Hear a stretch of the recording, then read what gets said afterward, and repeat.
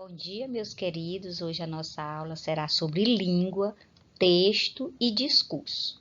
O que vem ser língua? A língua portuguesa, ela é neolatina, formada da mistura do latim vulgar, mas a influência árabe e das tribos que viviam na região. Sua origem, ela está altamente conectada a outra língua, o galego, mas o português é uma língua própria e independente. Apesar da influência dos tempos tê-la alterado, adicionado alguns vocábulos franceses, ingleses e espanhóis, ela ainda tem a sua identidade única, sem a força que tinha no seu ápice, quando era quase tão difundida como agora é o inglês. Então, a nossa língua ela é independente, é uma língua que ela surgiu do latim vulgar, ela é uma mistura de línguas neolatinas, né? Nós falamos aqui no Brasil a língua portuguesa e fora algumas tribos indígenas que falam um pouco diferente. Muitos países falam também a língua portuguesa. Nós temos Angola, o Brasil, que eu já falei, Cabo Verde, Guiné-Bissau, Moçambique, Portugal, São Tomé e Príncipe e Timor-Leste. Então, esses países aí, eles falam também a língua portuguesa. Uma língua, ela não é constituída apenas de palavras, ela tem também regras ou leis combinatórias. A língua é um produto da cultura e da vida em sociedade e está em constante transformação. Há muitas teorias sobre a língua e muitas formas de conceituá-la. Os conceitos variam de uma época para outra, mas de forma introdutória é possível conceituá-la assim. O que vem ser língua? Língua é linguagem constituída por palavras e leis combinatórias que permitem a interação entre as pessoas. O que vem ser essas leis combinatórias? São leis que nós, portugueses, nós que falamos a língua portuguesa, nós devemos conhecê-la, para que haja o entendimento, para que haja interação. Porque se eu chamo um objeto de um nome e a outra pessoa com quem eu estou falando não sabe que esse objeto eu dei um nome para ele qualquer, não vai haver entendimento. Então, por isso que existem essas leis combinatórias, que foram leis criadas para que todo mundo conhecesse os símbolos, os signos da sua língua, para poder haver entendimento, para poder haver comunicação. Eu não posso, por minha conta, chegar e dizer, eu vou mudar esse nome aqui do computador, ele vai ser agora outro nome. Porque só eu queria entender. As outras pessoas não iriam saber que o nome de computador já teria outro nome. Né? Então, essas leis são importantes para os conhecimentos gerais de uma população que fala uma certa língua, para que haja esse entendimento. Olha, aqui nós temos um cartoon. O cachorrinho está pensando, o YouTuber veio substituir a TV mesmo. Então, para que exista comunicação, como eu falei, a gente precisa ter um conjunto de situações comunicativas. A gente tem que levar em conta com quem que eu estou falando, onde eu estou falando, a situação, o tempo, tudo isso nos ajuda a entender. Então, no cartoon, o cachorro produz um enunciado. O YouTuber veio substituir a TV mesmo, cujo sentido global só pode ser percebido quando é considerada a situação em que foi produzida. Então, para que haja um entendimento desse cartoon, eu tenho que saber esse momento que foi produzido, eu tenho que olhar a figurinha, nesse caso aí, a imagem, para poder haver o entendimento. Porque se eu tivesse ouvido só o pensamento aí do cachorrinho, eu iria entender o quê? Eu iria entender que o YouTube veio substituir a TV, que ele é tão bom quanto a TV, que vem ajudar e tal. Mas se eu olhar a figurinha aí, a gente percebe que o homem está dormindo, está roncando, chega a estar babando, né? Então, se eu olhar toda essa estrutura, todo esse enunciado, toda essa imagem, eu já vou entender de outra forma. Eu já vou entender que o YouTube, ele também causa sono nas pessoas, igual quem fica assistindo a TV muito tempo, que dorme perto da TV. Então, o YouTube também, além de ser bom, mas ele também causa ele causa essa forma aí da pessoa ficar muito tempo viciado, pode-se dizer, ou na TV, ou no YouTube, e acaba até dormindo, né? Então, o conjunto dos enunciados produzido em uma situação comunicativa constitui o texto, que pode ser oral ou escrito. Enunciados não verbais, como a fotografia, uma pintura, uma escultura e etc. Também chamado de texto. Então, a gente já viu em outra aula que o texto é todo enunciado que passa uma mensagem, né? Pode ser verbal, pode ser oral, pode ser escrito. Tudo que nos passa, nos transmite uma comunicação, uma situação comunicativa é o texto. Mas para que haja entendimento, a gente tem que ver todo esse contexto. Tem que saber para quem que eu estou escrevendo ou mandando a mensagem, tem que saber o momento que está acontecendo isso. Se tiver uma imagem, a gente tem que observar bastante a imagem para poder haver o entendimento. Então, texto é um enunciado verbal que apresenta unidade de sentido. Quando considerarmos no enunciado apenas o que é dito, mas também os diversos elementos da situação, isto é, quem fala, com quem, com o que se fala, qual a finalidade, em que momento, o que o locutor pensa, o locutário e vice-versa. Então, foi o que eu falei, a gente tem que levar em conta todo o enunciado. Já o discurso é o processo comunicativo capaz de construir sentido. Além dos enunciados, envolve também os elementos da situação. Quem são os interlocutores, em que momento e lugar ocorre a interação, com que finalidade.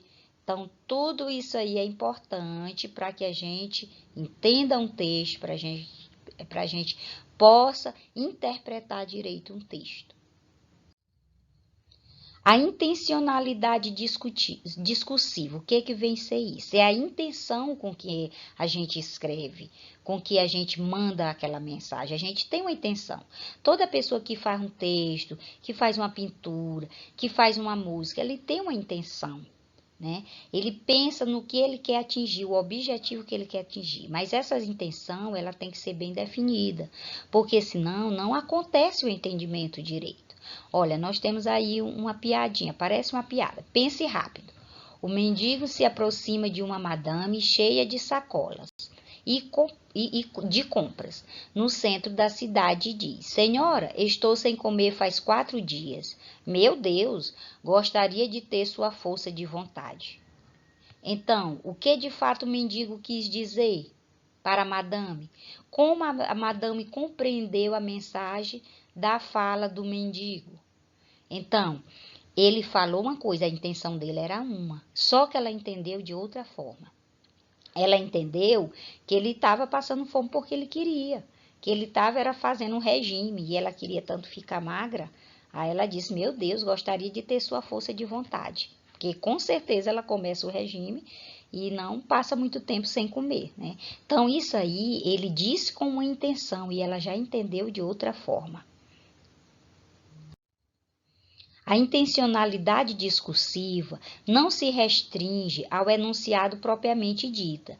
Ela se define também em outros componentes que participam da situação comunicativa, como quem fala, para quem se fala e em que contexto sócio-histórico é produzido o enunciado. Pois, se a gente não entender bem isso, a gente não vai entender a intenção com que aquela pessoa passou a mensagem, do jeito que aconteceu com a moça aí, a mulher, que achou que ele estava fazendo regime. Para falar e escrever, ouvir ou ler bem os textos produzidos numa língua, é necessário não apenas entender o que é dito, mas também perceber a intenção de quem fala, como eu já falei, notando o que está implícito na situação de comunicação. Observar, por exemplo, o momento, o lugar, o papel dos interlocutores é essencial para depreender a intencionalidade do discurso. Então, toda vez a gente tem que levar em consideração um contexto, o todo, para poder haver entendimento. né? Tem que notar o que está implícito, o que está escondido, o que está nas entrelinhas do texto. Eu tenho que ter o conhecimento de mundo também, para às vezes eu poder entender melhor aquele enunciado, aquele texto. Nós, para termos um texto também bem feito, ele precisa ter coerência textual. O que vem ser coerência textual? É a relação que se estabelece entre as partes do texto, criando uma unidade de sentido. A incoerência seria, pois, a violação das articulações de conteúdo de cada um dos níveis de organização do texto. Então, eu tenho que escrever, eu tenho que fazer um texto coerente. O que vem ser coerência? É ter sentido, é eu ter aquele sentido no meu texto, aquele sentido que você vai entender direito as questões, que você vai entender direito o meu texto. Ele é bastante coerente, eu não posso dizer uma coisa e depois falar outra, ser incoerente. É deixar um texto assim vago, que haja duplo sentido. Às vezes a gente quer dizer uma coisa e a pessoa entende de outra forma. Então, quando acontece isso, o texto não está coerente. Né? Então, vamos ver aqui o exemplo de alguns textos que eu peguei que eles estão incoerentes. Ó, pintamos casas a domicílio. Viu? Ficou assim um pouco vago. Pintamos casa a domicílio, porque certo seria em domicílio. Eles iriam lá pintar a casa da pessoa, mas aqui a gente pode entender que as casas têm que ir para a casa do pintor. Ficou vago, ficou com duplo sentido. O outro anunciado aí, tem aberto todos os dias, descanso semanal terça. Como é que é aberto todos os dias e ele diz que vai descansar na terça-feira? Então, não é aberto todos os dias, né? Houve uma incoerência aí. O outro enunciado, família muda, vende tudo. Ninguém sabe se a família está mudando, tá? Mudando de um local para outro, ou que seria o mais óbvio, ou que ela é muda, eles não falam, né? As pessoas dessa família são mudas. Então ficou com duplo sentido. A gente fica assim sem entender. Por isso que quando a gente vai escrever o texto da gente, uma redação, a gente tem que ler, reler, para ver se não acontece isso de ter duplo entendimento. Aí nós precisamos também ter um elemento muito importante que nós chamamos de coesão textual, para que o nosso texto seja bem escrito, seja bem entendido. O que vem ser coesão textual? É a conexão, a ligação, a harmonia entre os elementos de um texto. Ocorre quando as palavras, as frases e os parágrafos estão entrelaçados, uns dando continuidade ao outro. Os elementos de coesão determinam a transição de ideias entre as frases e os parágrafos. Então, quando a gente vai escrever um texto ele não é um amontoado de palavras soltas ou ligadas sem vírgulas, sem conectivos. Um texto, para ter a coesão, a gente tem que usar elementos que ligam as suas partes. Nós vamos usar elementos que ligam os parágrafos, as orações, e esses elementos nós chamamos de conectivos ou de conectores. Eles podem ser as preposições, eles podem ser as conjunções, né? Então, esses elementos a gente precisa conhecer, estudar direitinho o seu sentido, porque eles também têm um significado. A gente não pode ligar as nossas orações com qualquer tipo de conectivo, porque senão pode acontecer a incoerência, porque eu vou dizer uma coisa e na hora a pessoa entende de outra forma. Então, nós temos aqui o exemplo de alguns conectivos que a gente pode usar no nosso texto. Quando a gente quer dar uma sequência, a gente diz primeiramente, ultimamente, antes, depois. Quando a gente quer dizer uma oposição, uma coisa ao contrário de outra, a gente usa o mas, porém, todavia, contudo. Quando eu já quero ligar, dando uma ideia de adição, de soma, eu vou usar esses conectivos aqui. Também, assim como também, além disso. Então, quando eu quero explicar algo no meu texto, eu quero dar essa ideia de explicação, eu vou usar o pois, porque, por isso. Então, são alguns conectivos que nós iremos estudar no decorrer desses anos. Boa tarde, bom dia e um beijo da tia Leuri.